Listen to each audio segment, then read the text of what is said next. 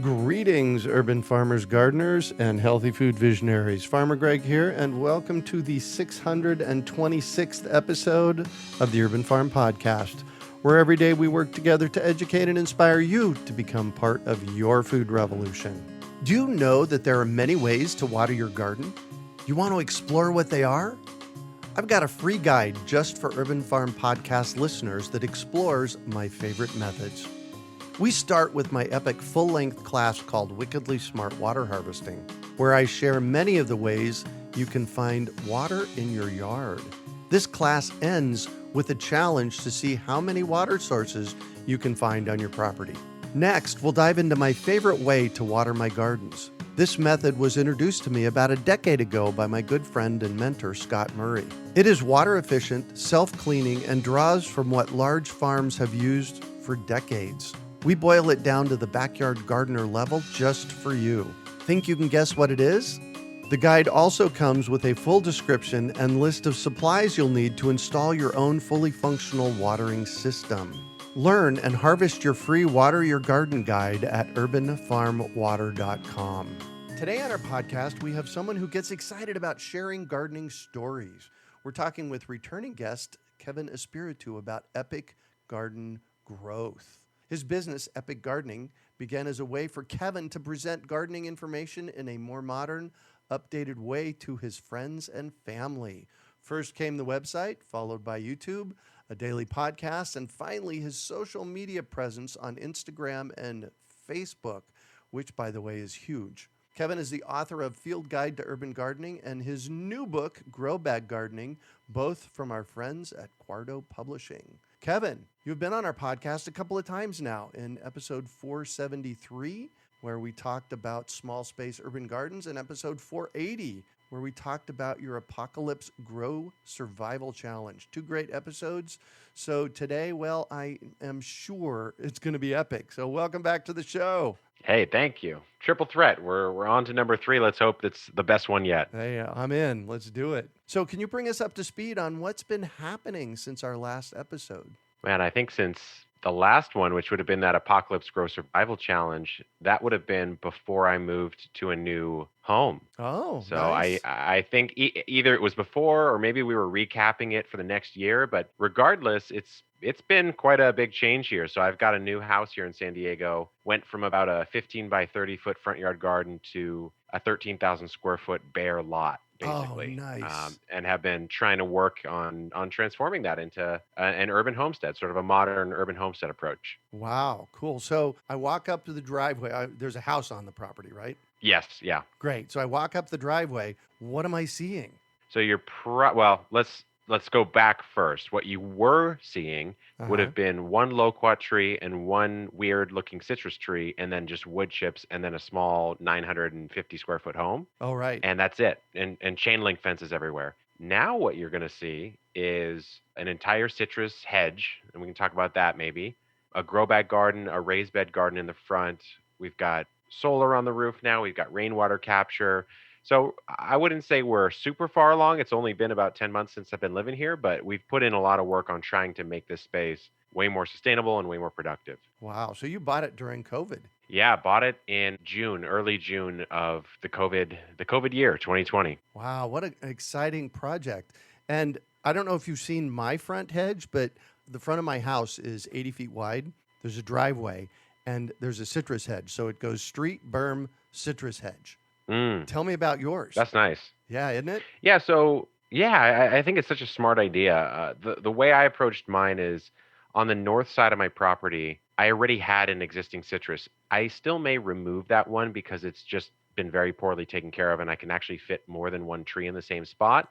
But nevertheless, I said, you know what? On this north facing front side fence, I'll put a citrus hedge because it's going to be an evergreen hedge. Right. And I did something kind of weird where I decided to plant them only 4 foot apart, which is pretty tight. Yeah. But the idea was, let's do a backyard orchard culture style approach where I'm going to top them via summer pruning down to maybe 8 foot maximum. And I'll just let them sort of grow together a bit. And the idea there is I could block off, so have a little bit more privacy on that north side. And I get this sort of plethora of fruits as the years go on that just are productive year after year after year. Isn't that cool? Well, my hedge is actually in my front yard. Is your hedge in your Mm, front yard? it is. Yeah, it's on the front north fence, which is fantastic because it's not going to block anything, you know? Right. Well, and one thing, usually in city planning and city ordinances, you can't have a fence in front of your house higher than about 3 feet. And when so my Exactly. citrus hedge is like 9 feet tall. So I have this privacy hedge, legal privacy hedge that runs down the entire front of my property, which is really cool. Yeah, exactly. And I think in my area, it's very much the same. And so, yeah, just grow your own hedge. A lot of the people in my area will grow some sort of other type of hedgerow that's not edible. And I'm like, well, if citrus is evergreen, it looks good even if you didn't want to eat it and it produces fruit, then obviously that's the better move. Right? Yeah, Yeah. I'm totally in on that. So we've known each other for a while, and I follow you a bit and I'll say a bit only because I'm pretty much allergic to Facebook and Instagram and that kind of stuff. Mm, mm, I'm of an age that I'm tired of it already. So, sure. and when I do jump on, I have a tendency to follow what you're up to. I saw a while back you standing in a warehouse, and it's like, hold on, put on the brakes. Why Mhm. does Kevin need a warehouse? Yeah, that was I mean, technically I guess I don't, but I also do. So Mhm. the reason why is because one of the things that I've tried to do as I've expanded Epic Gardening is not only try to offer, at least what I consider to be like nice and palatable ways to understand gardening. So whether that be on Instagram or Facebook or YouTube, just sort of a 2021 approach to the education side of it. Mhm. But also on the product side, I started thinking about, for a world in an industry that's supposed to be about sustainability, being conservative with your resources, all that kind of stuff. It does seem like there were a lot of products that just aren't that way in our industry, right? We just sort of throw them away or we get them every single Yeah. season, whatever. And so I started offering some limited amount of products for sale, which are mostly the raised beds from Birdies Garden Products in Australia. Mhm. So I distribute those here, and they're just big products. I don't know what else to say. They're large boxes, and those boxes cost money to store if you're paying someone else to do it for you. And eventually the math worked out that it was cheaper to own the warehouse and do it myself than to pay someone else to do it. Wow. And so that's why the warehouse existed. But the whole idea with that is, what are some products in gardening? I think we both could name a few. I'm Oh yeah. thinking seed starting trays, Yep. So there's certain things we use all the time, but they're just not high quality and they're not going to last a long time. And so the idea is like, okay, well, what can I put my sights on that are just ripe for improvement, that you can make it way higher quality and people won't have to waste plastic over and over and over again. And Well, that's the goal. I mean, right now we're doing the raised beds, and like I said, those take up a lot of space. So I could fill that whole thing with just the raised beds, to be honest with you. But we did start out with these 6 cell trays that are really nice, because the 1020 trays and the yep. 72 cell inserts that you'll get, they're just made out of just about the flimsiest plastic you can make them out Yes. of, and Yeah. and still have them work. And so, I partnered up with a friend of mine, and he came out with this 6 cell. So it's 6 cells, but 12 of them fit in a 1020. So you still get a 72 cell if you want to. You can just Uh-huh. remove them 6 cells at a time, but they're extremely durable. Like, I'm 230 pounds. I can stand on it with 1 foot and it doesn't even break. And there's a large hole at the bottom, so you can pop your transplants out easier. Yeah. And there's slits in the side so that it root prunes itself and you get nice growth. You don't have a root bound transplant. And so, that's just another little thing that we tried to hit the market with, and it seems like people really like them. And so, you got to have a place to put all this stuff. So I'm on your website, epicgardening.com, and I'm looking at your epic 6 cell seed starter trays. They look pretty cool. And Yeah, they work well, I'll tell yeah, you. just tell people, because what you just said was a lot of garden speak Hmm. about the seed starting trays. Can you kind of dig that up a little bit and tell us more about what that is? The 72 slots and all that stuff. Sure. Yeah. Yeah. So if you go to a standard nursery, you'll go and you'll get what's called a 1020 tray. So 10 inches by 20 inches. It's like a black tray with about 2 inches of depth to it. Mm-hmm. And then a lot of the time when you're starting seeds, you'll get some sort of insert you put in that tray. It might have 24 cells in it. It might have 72 cells. And a cell is just a slot where you're going to put some soil and some seeds. Mm-hmm. And what's happened over the years is, I think a lot of the products for the home garden market have been adapted from the nursery trade, and they just don't make sense for the home garden. So that would be, in my opinion, a perfect example, because they're so flimsy and Right. they just What if you're planting your whole garden because you don't have a big garden, right, Greg? Yes. Well, 72 cells, then what if your tomatoes come up before your lettuce or whatever? You're going to have to dig those out of the cells. It's just sort of inconvenient. And so I think with especially with new gardeners, you want to make things as easy as possible. So what you should do is you should create products that last a long time and are just easier to use and actually perform better. And so that was the whole goal with that one. Nice. Well, congratulations. So this actually looks like a 6-pack that you'd get at any garden nursery with flowers or vegetables in it, right? Hmm. Yeah, Nice. pretty much. Yeah, it kind of looks like that. It's just slimmed down a little bit. Yeah, and it's super heavy duty, obviously. Hmm. Hmm. Excellent. So what really caught my eyes was these Birdies raised bed gardens. Tell me about them. I had this memory sometime over the past 2 or 3 years that I saw them, and was like, wow, those are cool. And then all of a sudden, you're working with them. So tell me how that process happened. How did you make that epic happen? And then tell me what they are. Yeah, so that one came about just because I had seen them online, maybe in 2017, and I just thought that they looked really interesting. And for a small space gardener, I liked the idea that you could configure them differently. So you'd buy one kit and you could make it 6 different ways or 8 different ways Oh, because nice. they are paneled in their design. So you'll get 4 corners, 6 side panels, and depending on how you arrange those side panels, of course, you can achieve a different dimension. So I said, you know what? That seems like a good idea for a small space gardener because you can move them around. They're lightweight. They're made out of metal, so they're not going to rot. So I said, you know what? Let me get a few of these. So I did. I got like maybe 4, put them in the front yard. I was still making my videos and stuff, and everyone was like, "What are those things?" And I said, "Oh, they're these product from Australia. I think you can get them maybe from someone here. I'm not sure." And eventually, the light bulb went off, and I said, "Well, why don't I just if everyone wants them, why don't I just ask Birdies if I can sell them here?" And so what I did is every quarter or so, I would email Birdies and say, "Hey, do you mind if I distribute them here? It seems like you guys have a really great product, and I certainly love them." And they said, "Oh, we kind of have someone, we kind of don't. We're just it's something we're thinking about." And then eventually they did come back and say, "You know what? We're ready to go if you are." And I said, "Okay, let's go." And now that's actually become a very significant part of the business.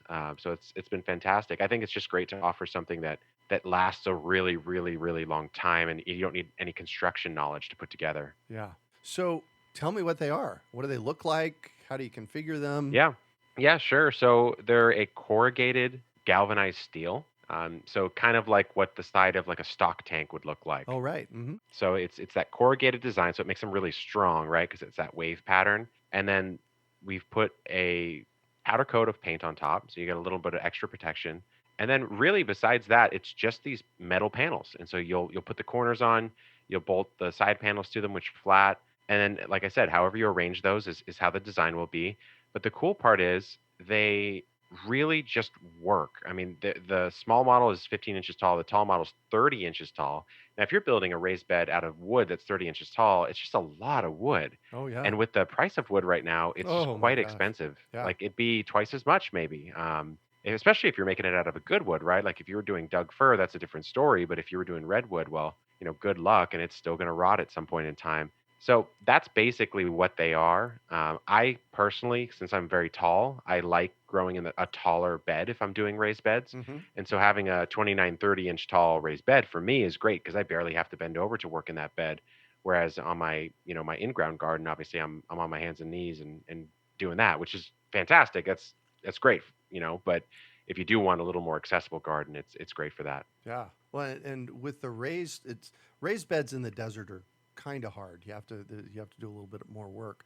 But everywhere else around the country where it's not so hot, raised beds are nice protection against rabbits and other Sure, small sure. animals too, right? Yeah, yeah. I mean, I think if you're going for animal protection, your best bet's probably a tall one, right? Because Yeah. rabbits aren't getting up a corrugated metal side, and neither are Right. squirrels. However, they can jump in. I've seen them be able to jump in from something else that's taller that's around them, so like a Mm. tree maybe or something. Mhm. They'll be able to jump in from there. Still pretty aggressive move for them to do. So at that point, you're really looking for preventing against maybe deer if you have those or birds. And at that point, netting is one of your best options there, or fencing. And then the other thing to think about is if you have a digging pest, the tall ones are nice because typically when you fill the tall one, you don't want to waste a bunch of money on the bottom 50% of the bed, because most plants aren't getting that low Right. root wise. And so just throw some logs. I just threw a bunch of tree stumps in the bottom and then filled Yes. that up. And that's your gopher wire because gophers aren't really probably making it up through there. Of course, you could still screen it off with hardware cloth if you wanted to, Mm-hmm. but I haven't had any issues. And I actually do have some gophers in the area. Wow, that's a great idea.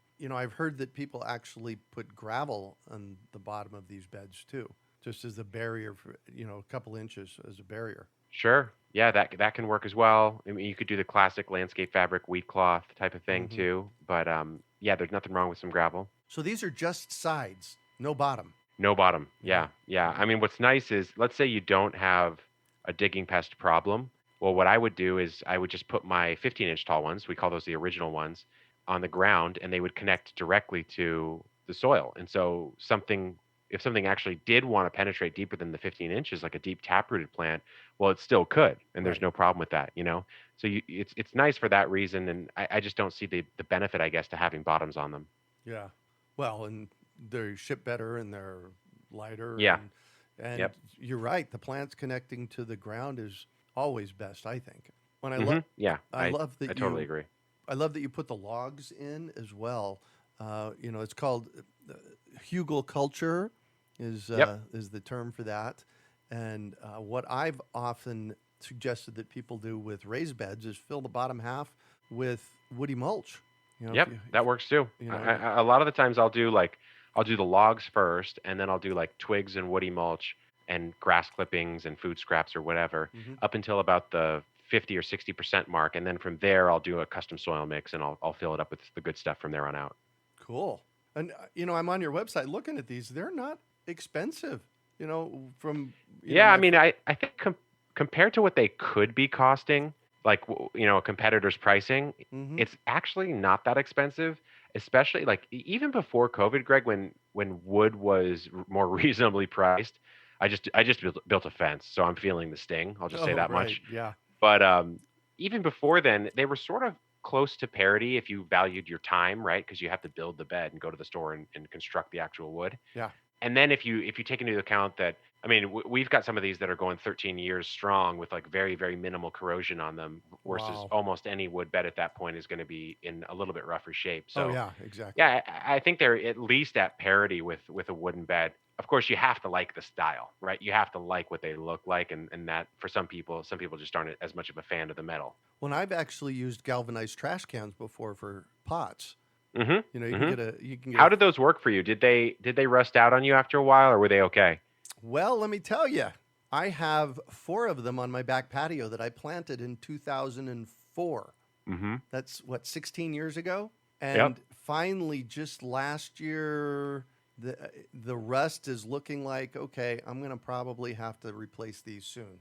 That's after Okay. 16 years. I bet I can probably get 18 to 20 years out of them. And a Yeah. And 30, that's fantastic. yeah, right? A 30-gallon pot, the size of a galvanized trash can, is easily going to cost you $400.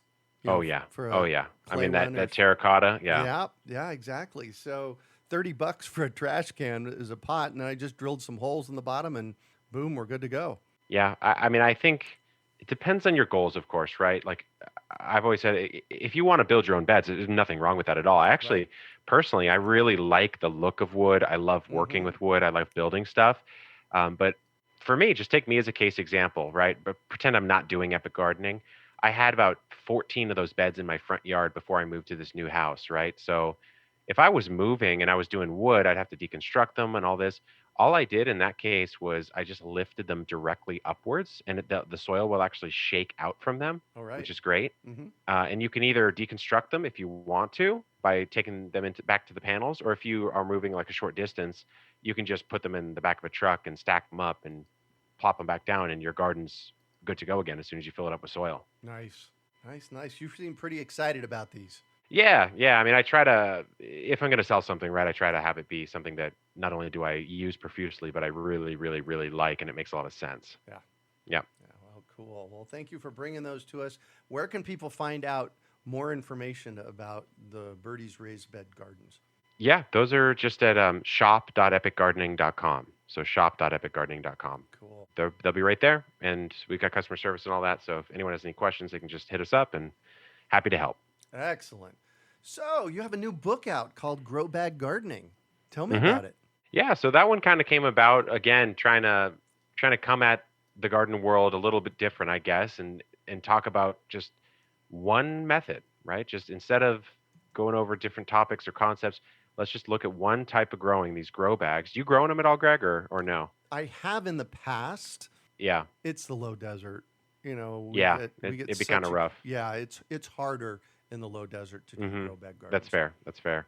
Yeah, that's fair. I think yeah, for me, they're fantastic. If you're gonna grow in a container, I love a grow bag because they delete the root boundedness that tends to happen in a container. Right. So, it just doesn't happen in a grow bag because they're so porous on the edges that when the roots reach the edges, they actually die off and they start stimulating more growth from the center of the root structure instead of wrapping around.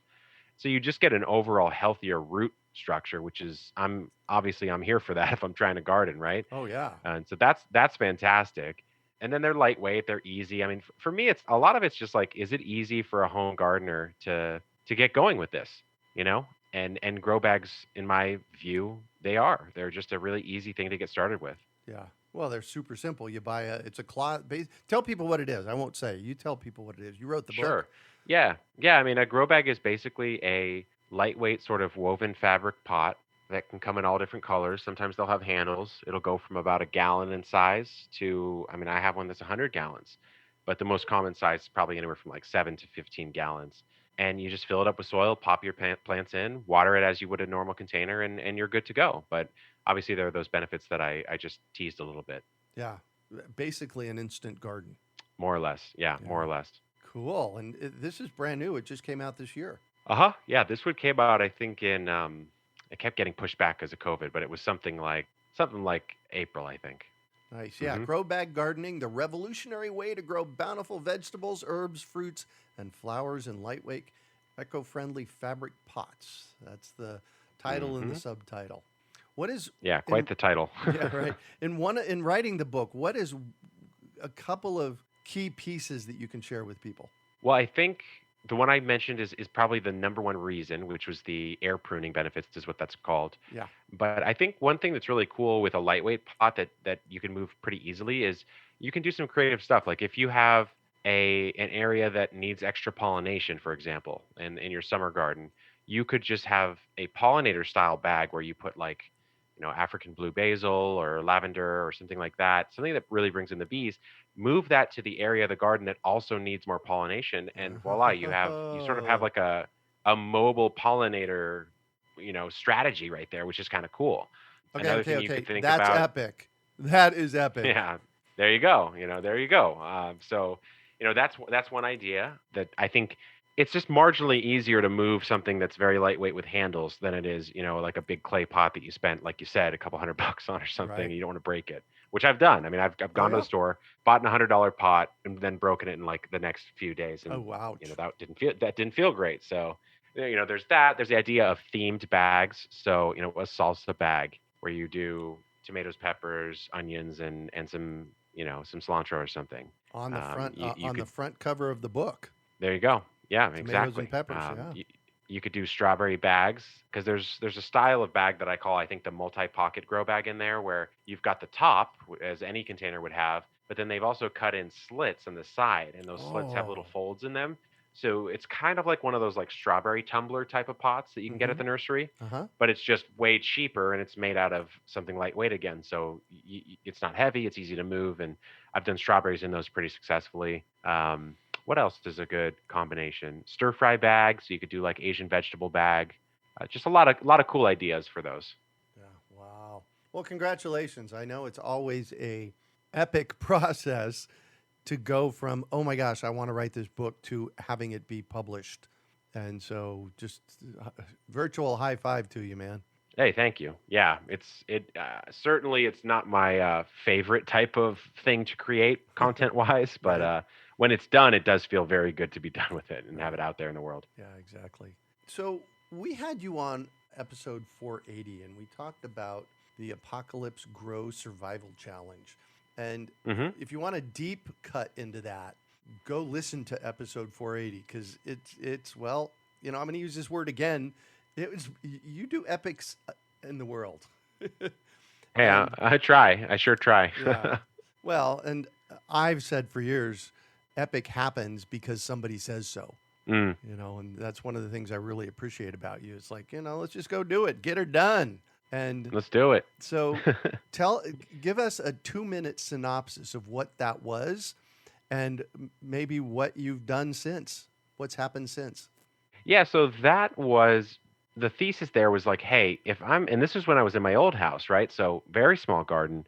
The idea was, hey, if I could live for a month off of what I can grow, fish, barter for, or forage for, and if I bartered, I couldn't barter for something that, was mass produced. I had to barter for something that person grew or made themselves as well. I said, if I could do that in this spot where I'm growing, 15 by 30 foot urban yard, Mm-hmm. well, then that kind of means that almost anyone could grow at least something, right? At least some of their own food, because that's a pretty extreme thing to do. Right. And so that's basically what I set out to do. And, we talked about it in that episode, like you mentioned, but I was out there growing about 100 pounds of potatoes, running around on the beaches, collecting fish, trading potatoes for eggs, foraging in the neighborhoods for, mulberries and all sorts of different things like that. And so that was really the idea there. And it was a lot of fun. It was very difficult, but in the end, the point was proved that it could be done. And that could be done was you ate for how long? By 30 growing it or days. 30 days. 30 days. Nice. Actually, 2 years ago to the day would have been my very last day of that challenge, Greg. Oh, right. I was just looking you up. Episode 480 we did that in September of 2019. So, yeah. So have you taken that Yep. further? Have you done anything else with that? Or is that, No, I got to be honest. I was kind of burned out after I did it. And Yeah. as I've established this new place, it would just take too much out of me right now to do it. However, I think, the long-term trend of the urban homestead would be to do that Damn straight. just as a way of being, right? Of So, course. yeah. So in the future, I will. Yeah. Grow an epic edible landscape that you can harvest food out of every day. I do that here at the Urban Farm. I have been doing that for years. There you go. Yeah. Yeah, that's what it's all about. Amen to that. So tell us about your social media, YouTube channels, how people can find all that stuff. Yeah, so really everything is called Epic Gardening. So if whatever platform you like to be on, if you just type in Epic Gardening, I'll be there in some form. Mm-hmm. The only different things these days are on Instagram and YouTube. I do have Epic Homesteading as well as nice. separate channels and Mhm. accounts. And so, that goes into more like energy systems, solar, water capture, cooking, preserving, the stuff that's not directly related to the garden. So that's just Epic Homesteading, but everything else is Epic Gardening. So if you want to go check it out, that's what it'll be. Great. And your website? EpicGardening.com. Awesome. Thank you so much for joining us on the show today.